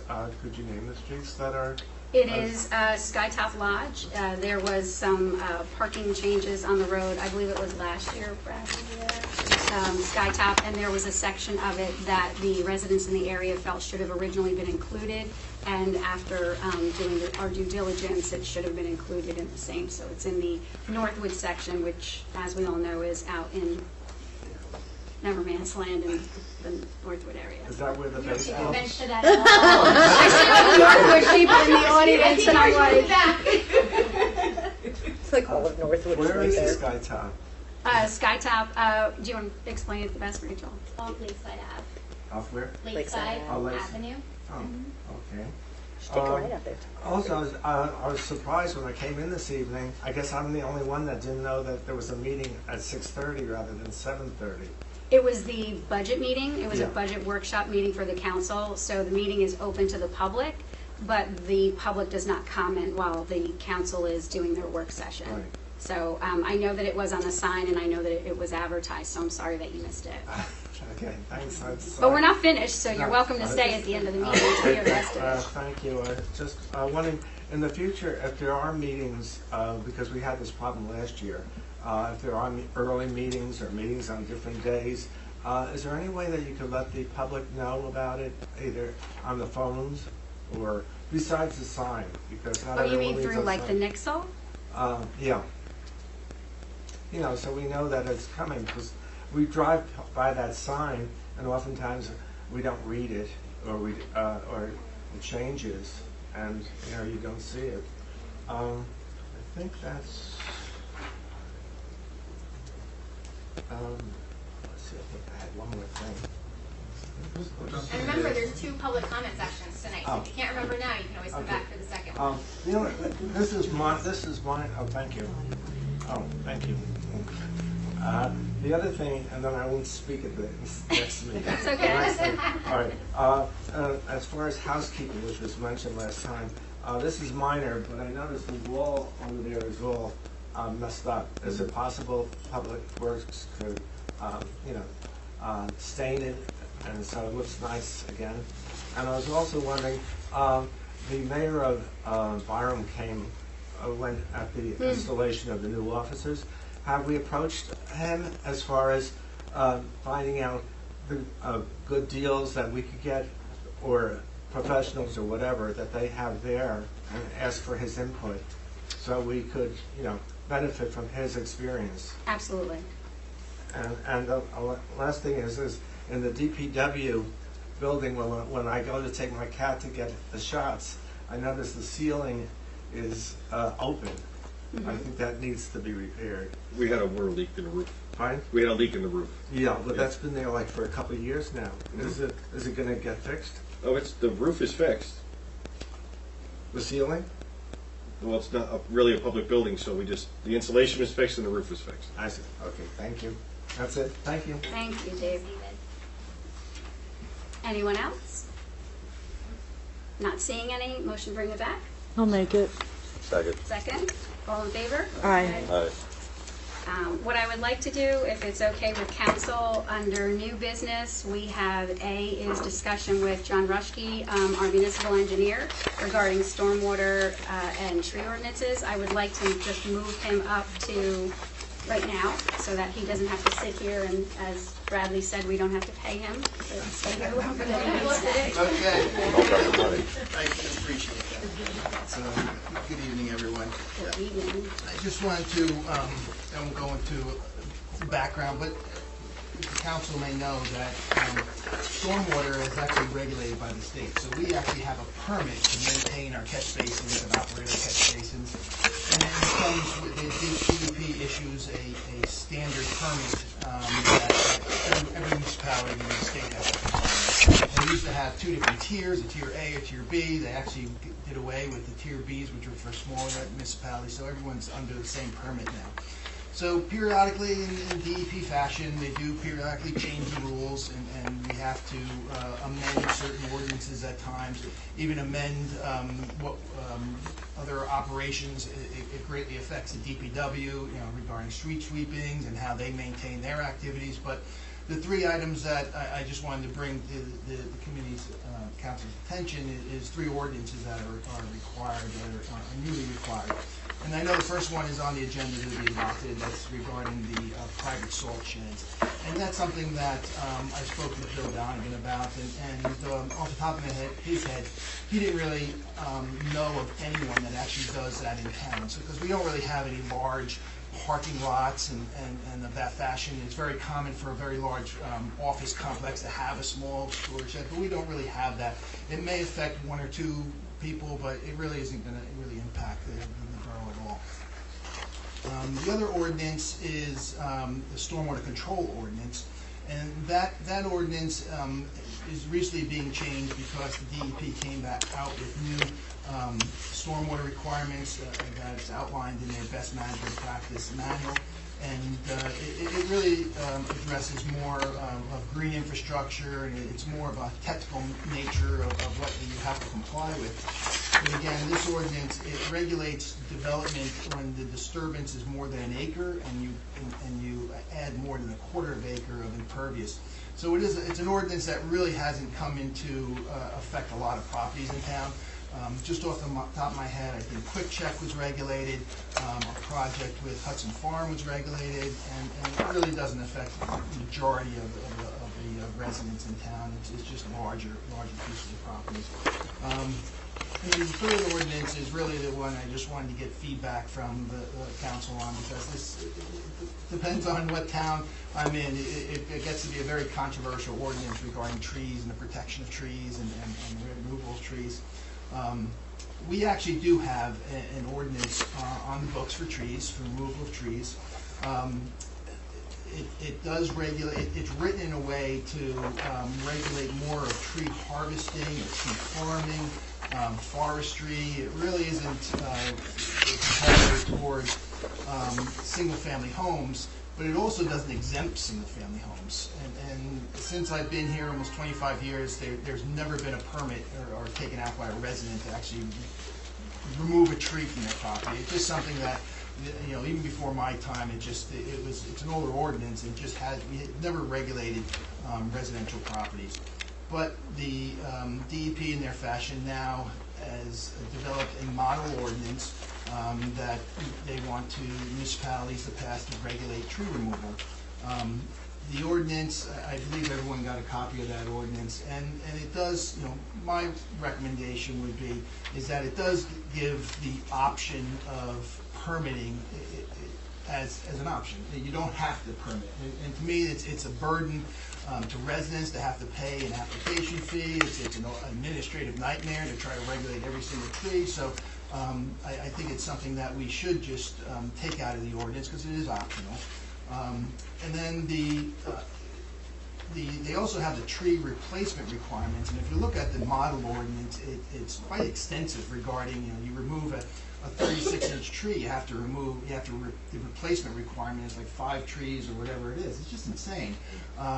But it is a model ordinance, and it's actually one of the model ordinance that DEP is giving some flexibility in, and at least I'm seeing some flexibility, because I have submitted tree ordinances that other towns have passed that don't follow the model ordinance exactly, but as long as there's a tree replacement requirement in the ordinance, they seem to be okay with it.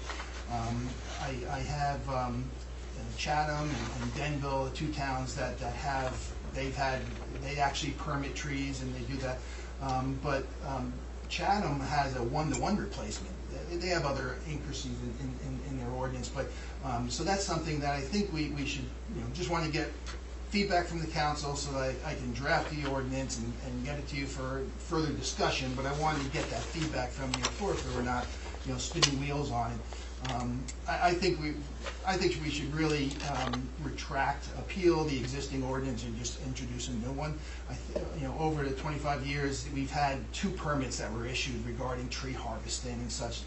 One was a 100-acre parcel that someone was doing tree farming on that has since been sold to the state, so that was. And the second permit was for PSE&G. When they did their major transfer station that's up on the northern tip of the town, they actually came in for a tree removal permit, which we all kind of surprised, and we couldn't even provide the forms to them to fill out applications.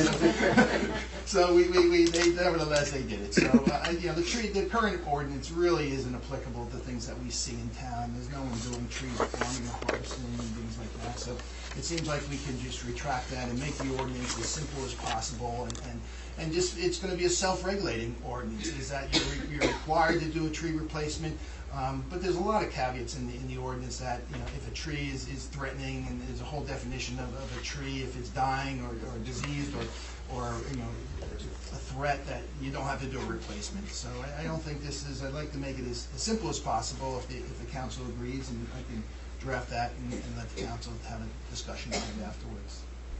So you're suggesting that the removal of the permitting process for people to take down trees, you're asking to have a consensus to remove that out of this, and you're asking for a consensus to remove the section in reference to the tree replacements. Tree replacement, I want to scale that down to a 1-to-1 replacement, and that's it, and eliminate all that, and then, and make it as simple as possible, you know, and once, because we're gonna amend the model ordinance, it should just, before we introduce it, we should just have another discussion item, if anyone wants any changes, then I have to send it to the DEP to get their blessing before we move forward with the process, but, I think, you know, it's just my opinion that I think it's a, because if you have a permitting process, you then, we're gonna be, then have to be audited and show to DEP how we're administering, how we're collecting, how we're following up on things, it just, you know, it's a carry-on on doing that, you know, we're gonna have that in the other towns that I'm in,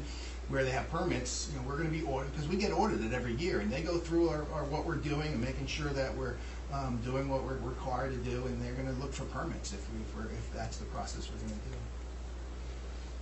How does the council feel? I think we should keep it simple. I'm all for simple. I deal with this a lot in a lot of other towns, and tree replacement and permitting is ungodly expensive. I mean, it's hard enough when you go to take a large tree down in your house. That's going to cost you $2 grand, but now you got to go down to town hall and file out a form and a permit to take that tree down, and then you got to go down to the landscaping store and get a couple of replacement trees and plant that too. Now you're talking a problem. And we're just simple homeowners. We don't need that in this town. We've never had that in this town. I like to tell my clients that come to me when we talk about tree removal and replacement in other towns like Chatham Township. We have a lot of rules in this state that protect the trees from the humans, but we don't have a lot of rules in this state to protect the humans from the trees. Anybody remember Sandy? Remember Mike DeCotra's house down by the mud hole?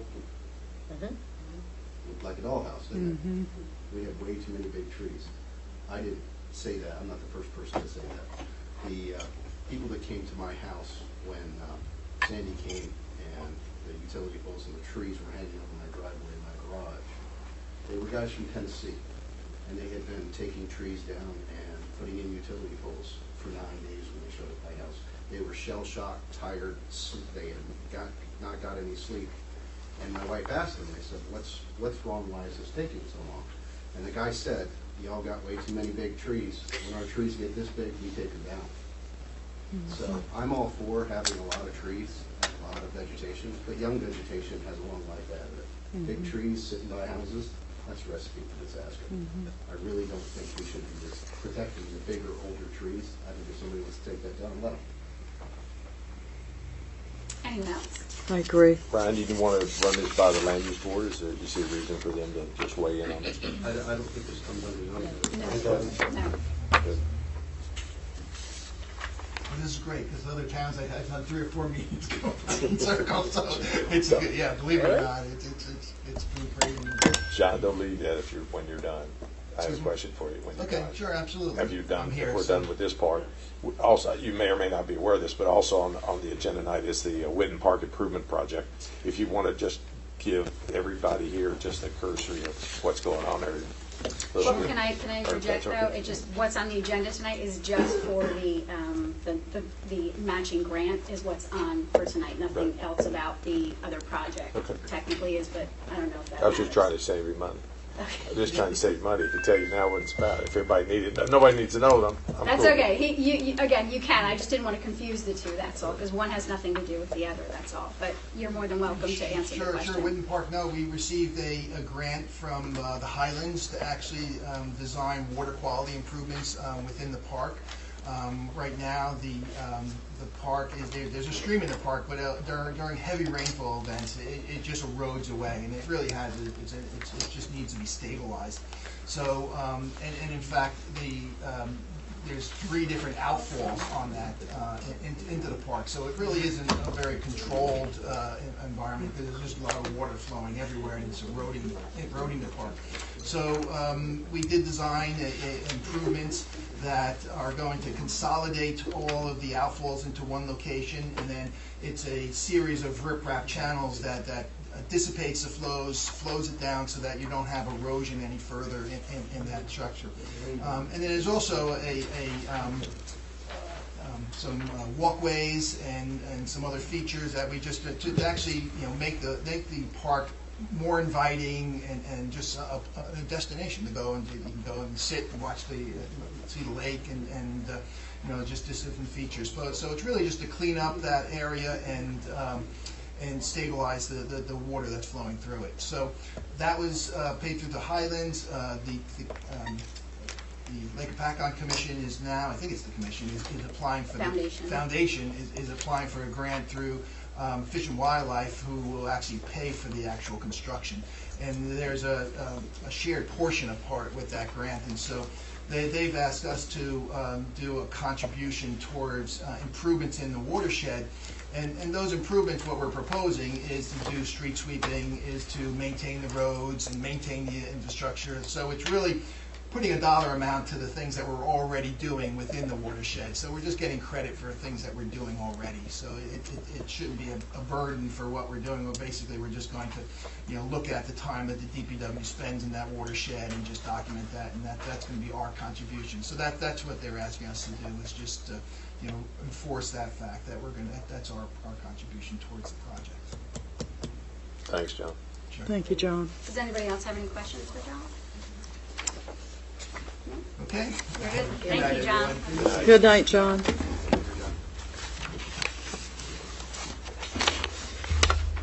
Okay, a motion is in order to approve the minutes from the regular and executive meeting of February 21st, 2024. I have a motion.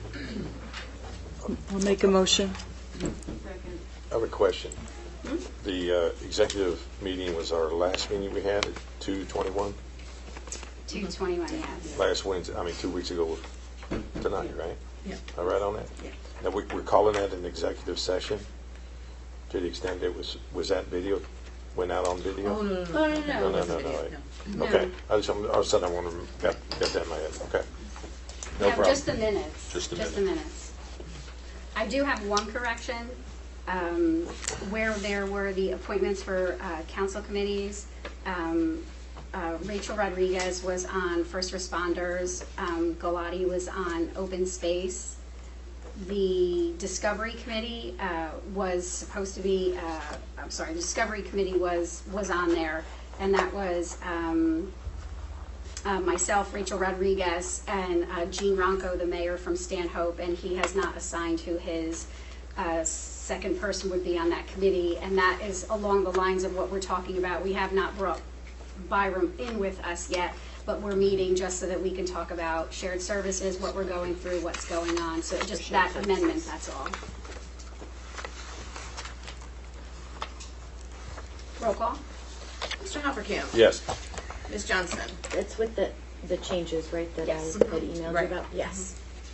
Ms. Roberts? Yes. Ms. Rodriguez? Yes. Ms. Smith? Yes. Mr. Smith? Yes. Correspondence. I have two correspondence that I would like to read.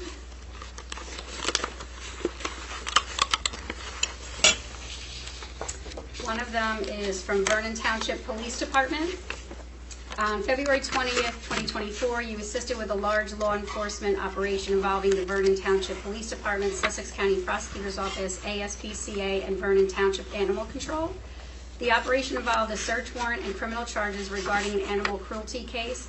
91 dogs were found living in unhealthy, poor, and squalor conditions, many of which were sick due to untreated medical problems. This operation took over 8 hours, during which time you were exposed to the poor conditions to help the animals. You worked alongside the ASPCA, handler teams, and the Vernon Township Animal Control to remove the dogs from the property. As a result, the dogs were saved from the deplorable conditions and were provided with proper medical treatment and care. Your diligent work demonstrated professionalism and dedication, which reflects highly upon Hopatcong Borough Animal Control and the Borough of Hopatcong. You are commended for your actions in the case and helping to save these animals. This is for our Animal Control Officer, Gianna DiMatteo. Yay, Gianna. The second correspondence that I have is from the Lake Hopatcong Jewish community. Dear Mayor Galati and Council, on behalf of the Lake Hopatcong Jewish Community Center, we are expressing our most sincere and heartfelt thanks for the wonderful 2023 Hanukkah Memorial Menorah lighting in front of Borough Hall, and the hot chocolate and donuts your Recreation Committee so generously provided after the menorah lighting. In our era of great uncertainty and division, it was especially meaningful for us to be so welcomed and supported by the town and all those who participated, including the fire department. Thank you for your welcoming attitude and for so ably helping us celebrate our thousands years old traditions by lifting our spirits and providing us with a warm community hug disguised as donuts and hot chocolate and a carnival of company. Warmly and in peace, Lisa, I believe it says. So that was very nice. The resolution 2024-49 is the bill list. Can I have a motion for the bill list? So made. Second. Does anybody have any questions or have any checks that they need to be removed? Mayor, I hate to ask this question. Mayor, It's getting shorter. Mayor, It's getting if shorter. anyone has anything, just let us know. I got it. Can I make a suggestion? If you're going to be going through the bill list and you have a certain amount that are directly in a row, maybe you can say they are from You circle them if you'd like. X right here. X. Just 23. All That's right, it. I'll call it There's down. only 5. And that, 1, 2, 3, 4. Rachel? 4. She's the same. you have it? Same Do you have four? any other? Okay. Mayor, I'd like to call for a vote on the bills list with the exception of the following four: 23-007112, 23-00778, 23-01047, 23-02318. roll call. Mr. Hoppercamp? Yes. Ms. Johnson? Yes. Ms. Roberts? Yes. Ms. Rodriguez? Yes. Ms. Smith? Yes. Mr. Smith? Yes. Mayor, I'd like to make a motion to pass the following four bills to be paid: 23-00712, 23-00778, 23-01047, and 23-02318. And a roll call? No, I need a second. Oh, second. A second, please. Roll call. Mr. Hoppercamp? Yes. Ms. Johnson? Abstain. Ms. Roberts? Yes. Ms. Rodriguez? Abstain. Ms. Smith? Yes. Mr. Smith? Moving on to resolution 2024-50. This is an authorization of a refund of a zoning permit. Can I have a motion? Why are we giving back money? So moved. Oh, we have Got- to motion. You got to move it and make it Okay, second. second, and then we can talk Second. about it. So moved. I'll second. Why are we giving back money just because they didn't get approved? That's really, we still had to do all the work, right? I don't, how much work? $20. We started precedent. $20 is the Anybody review. But do you do something, set a it's- precedent. They might, he might not. We are have doing the work complete up to a certain inspection. point, that's all. Oh, Well, They might have, he might have paid for it, but it wasn't done because they found out that they couldn't, I think this was for They submitted a short-term. zoning permit. They were denied because they didn't meet the zoning requirements. Was this for the short-term rental? yes. I probably denied it first. They had probably made their application with Mr. Donegan, and then when I let him know that they weren't getting it, So he they didn't weren't, review it, he just gave it back to them. right, Oh, right. okay. So they paid for it, but he didn't go out and do the work. okay. I'm pretty sure that's what confused. But if you were applying for a permit for work that you didn't complete, No, And it you was said I'm for a not- short-term rental. right, yeah. So the short-term, so I get part of that, and Bill Donegan gets, he has to go out and do an inspection. I had denied the permit. They weren't gonna get the So there was- permit, but he had So they already paid. pulled it before the zoning zoning- the review work was actually done. happened. Got it. Right. So Okay. maybe So you it's could fine. distinguish it that way. Okay. Okay. Before the review actually happened. Mhm. Okay. Roll call. Mr. Hoppercamp? Yes. Ms. Johnson? Yes. Ms. Roberts? Yes. Ms. Rodriguez? Yes. Ms. Smith? Yes. Mr. Smith? Yes. Resolution 2024-51, authorization for the submittal of a recreation grant. This is a recreation grant, sorry, I'm going to be on the right one, for a proposed pickleball court that would be installed up where the Hopakon Senior Center is. And this would be for the submittal of the application. So made. Second. Can we, this is not where school property is, correct? No, This is borough property? this is borough property. Correct, Pat? Roll call? Mr. Hoppercamp? Yes. Ms. Johnson? Yes. Ms. Roberts? Yes. Ms. Rodriguez? Yes. Ms. Smith? Yes. Mr. Smith? Yes. Resolution 2024-52, authorization to hire a recreation secretary. You have an authorization in front of you to hire a recreation secretary. Our previous recreation secretary had left at the end of last year. There was a member of the current recreation board whose term was not renewed and who had applied for the position and was granted the approval of the position through the administrator, and that's what you have before you. So made. Second. And roll call. Mr. Hoppercamp? Yes. Ms. Johnson? Yes. Ms. Roberts? Yes. Ms. Rodriguez? Yes. Ms. Smith? Yes. Mr. Smith? Abstain. 2024-53, authorization of an MOU for the Arrive Together program. I'll make the motion. I'll second. So this is an agreement for a memorandum of understanding to establish joint participation in the Arrive Together program to enhance and support response to certain behavioral health crisis calls, along with members of participating departments. I can tell you that there are several other towns and police departments that are involved. Andover Township, Byram Township, Franklin Borough, Hamburg, Hardiston Township, Hopatcon Borough, Newton Police, Borough of Ogdensburg, Sparta Township, Stanhope Borough, Vernon Township, and other participating police departments. And it's also partnered with Atlantic Health Systems from Newton Medical Center. From what I understand, this is something that's already done. This is, we're doing, it's just a memorandum. Yeah, memorandum of understanding, correct. It's just putting it on paper is what it's doing. Right. So roll call. Mr. Hoppercamp? Yes. Ms. Johnson? Yes.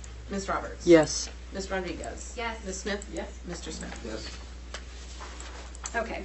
Resolution 2024-54, authorization of an in-kind contribution for the Witten Park Improvement Project.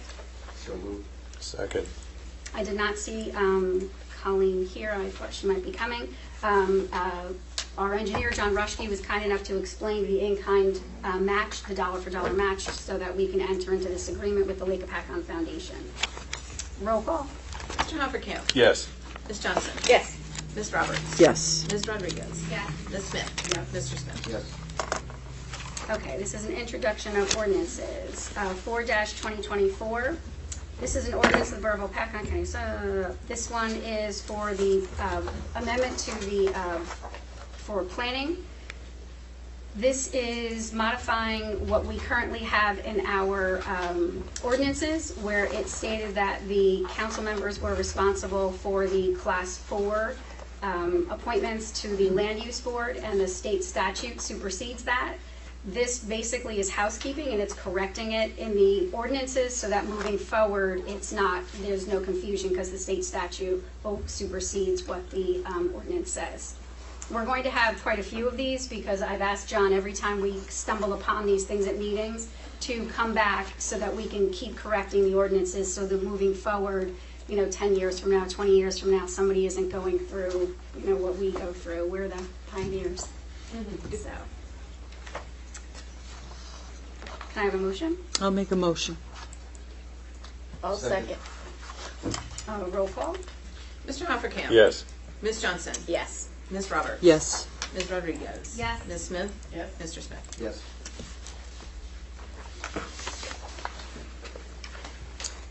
The next ordinance, this is 5-24. This is an ordinance of the Borough of Hopatcon, County of Sussex, and State of New Jersey, amending the Borough Code to add a new chapter 66 entitled Animals and delete chapter 248 entitled the same. This is the chicken ordinance that we have had great discussion with. Actually, we've been doing chickens for 20 years. Really? I wish that our engineer, John Rushke, had not left. I do have a notification from him about this. He just said, Mayor, here are my quick thoughts on the ordinance. It is difficult to buy less than 4 chickens. Tractor store requires minimum of 4, which is where most homeowners buy them. If you buy from a larger farm, the limit is 10. The requirement of 4 per 1,500 square foot is restrictive and just setting up residents to violate the ordinance. I personally don't see a problem with a maximum of 4 chickens for lots less than 15,000 square feet. A chicken coop for 4 chickens is a small shed. I was actually gonna ask if we could lower it to 10,000 square I feet. was gonna say that too. We had Let's make a we motion to do discussed it that. at the last Yeah, meeting. so, Yes. so we can alter it to 10, and then I'll make the motion to pass, to introduce it. So you, So instead of 6610D, you Yeah. want to be 10,000 square feet. so 4 per 10,000. And my only other question that I have after going through the ordinances, have we given this ordinance to the ACO? That might be a smart thing to do. Yeah, she might have said. If she's the enforcement person, I think that it's probably in our best interest, or the borough's best interest, to make sure that she has an input on this. So why don't, can we introduce it and then have You her can look at introduce it, and then she, yeah, of course, but I don't know if anybody had discussed it with her, that's why I was asking. Spoke to the Lake Hopatcon Commission. Yeah, that was Good, the yeah. commission. Did you guys have a conversation with the ACO? No, I did not, no.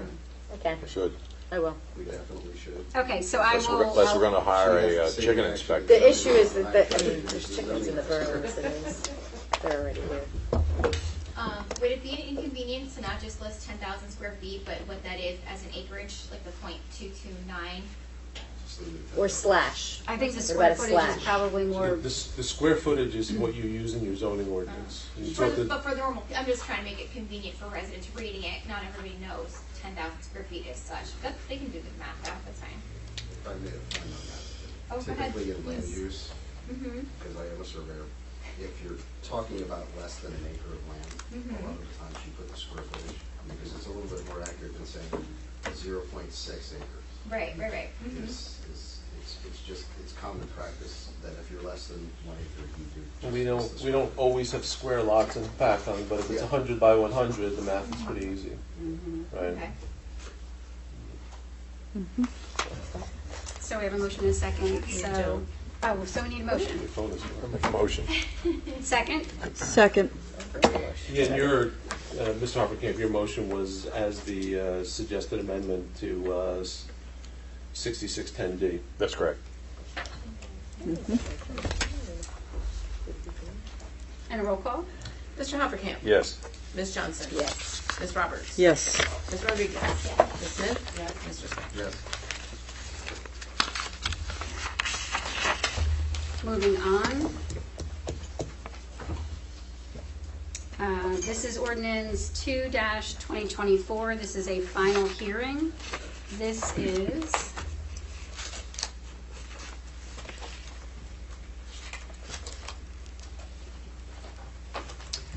This is an ordinance of the Borough of Hopatcon, County of Sussex, State of New Jersey, creating Chapter 182 regarding privately owned salt storage. Our engineer was kind enough to explain that to us. I had tried to explain it as best as I could the last time. So this is a final hearing, so this will be, can I have a motion to open it up to the public? So moved. Second. So this ordinance is opened up for the public to comment on. This is about this specific ordinance only, ordinance 2-2024, in reference to privately owned salt storage sheds. Not hearing anything, can I have a motion to bring it back? Motion. Second.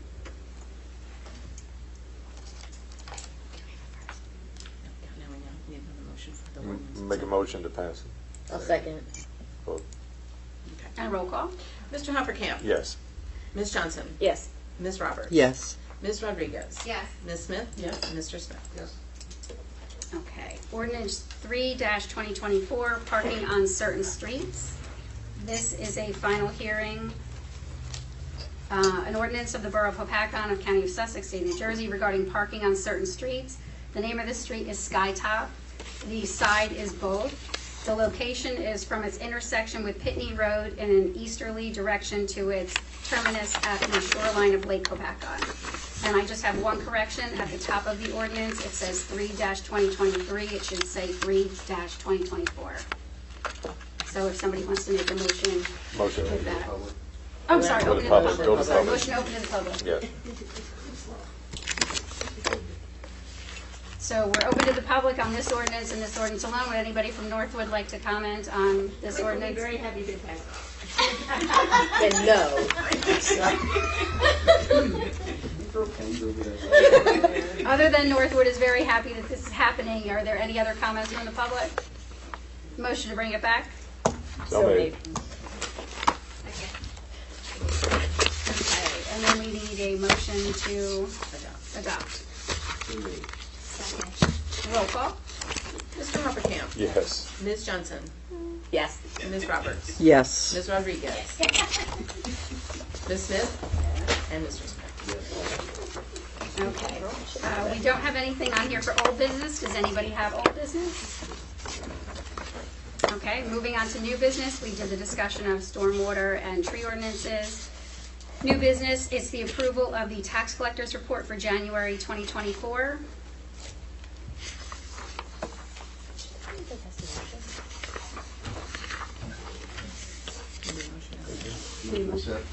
Yeah, no correspondence. You just acknowledge and receive. Okay. I'll second. All in favor? Aye. Abstained? Okay. So we are now open to public comment. Public comment is the same rules as it was earlier in the meeting. You are entitled to 5 minutes of public comment. You can talk about anything that is on the agenda and anything that is off the agenda. I have a motion to open to the public. Second. Okay, we're open to the public.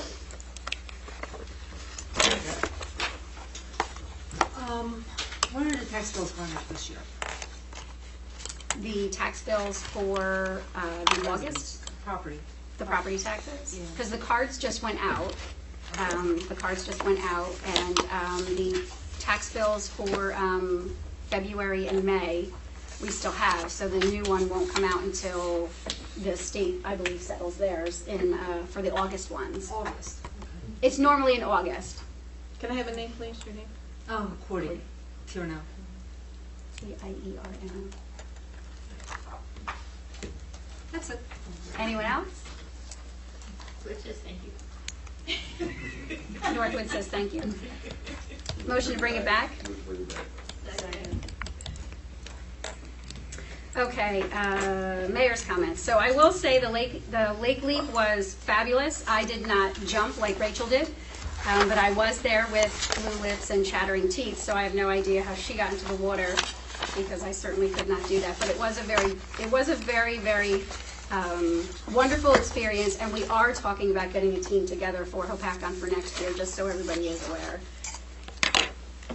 The first thing that I have is we just received a grant for $40,956.19 for a firefighter's grant. That is for new air compressor, water monitor, and mounts. Councilwoman Johnson mentioned the Easter egg hunt. Just so everyone knows, the rain date is Sunday the 24th. And if that is an issue or there is snow on the ground, it'll be a future date. We're not really sure when. It might be a summer event. We're not sure. I would like to thank Jackie Ullman from the Hopakon Head Start.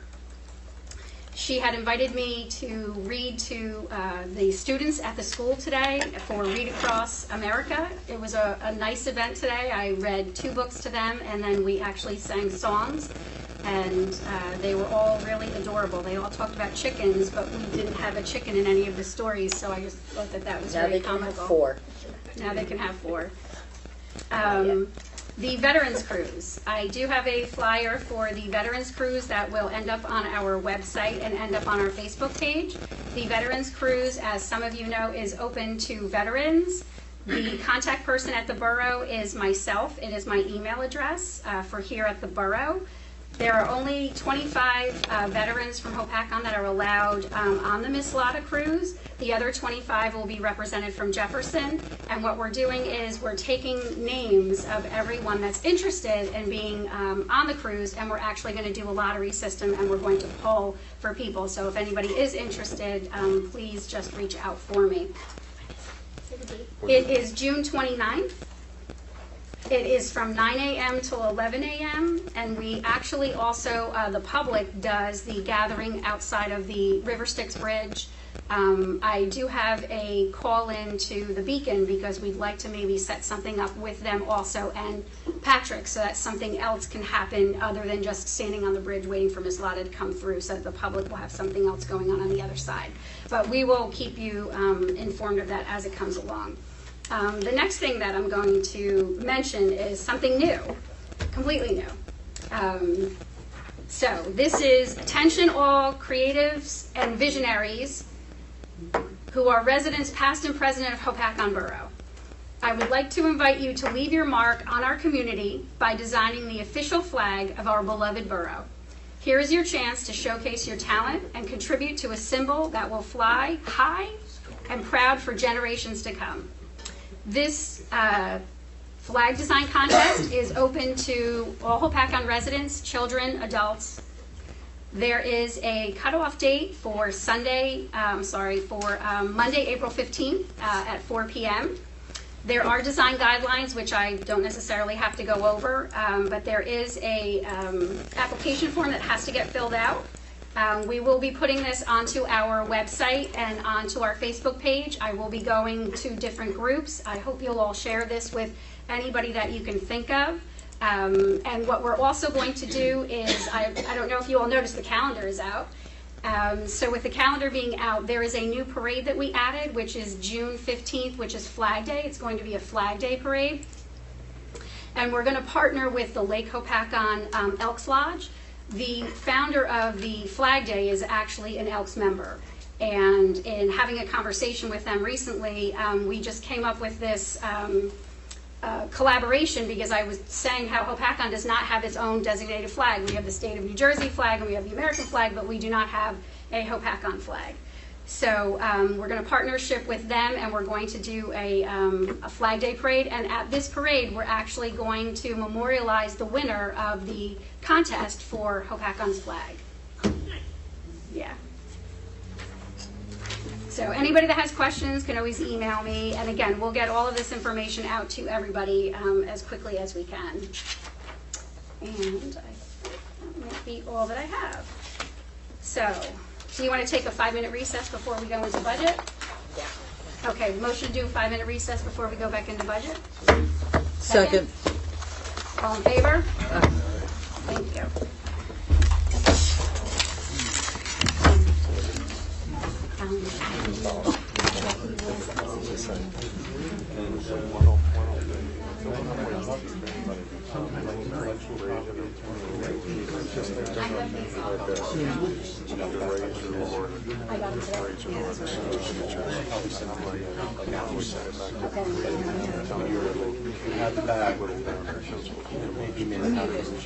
It seems like this whole snatch is just between three of them. Have you noticed? Okay, that's fine. They're all on the same page. So they're very new.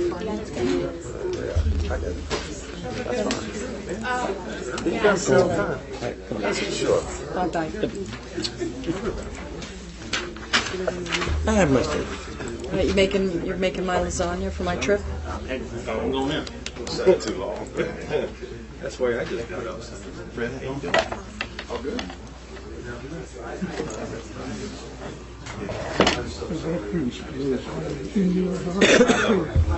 I'll say. Yeah.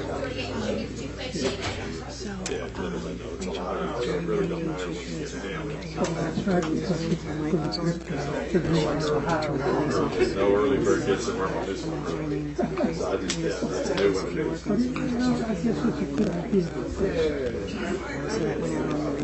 I didn't know anybody. Danielle said that too. She said that to the police officer. No rush. I mean, she's not wrong, but it was not.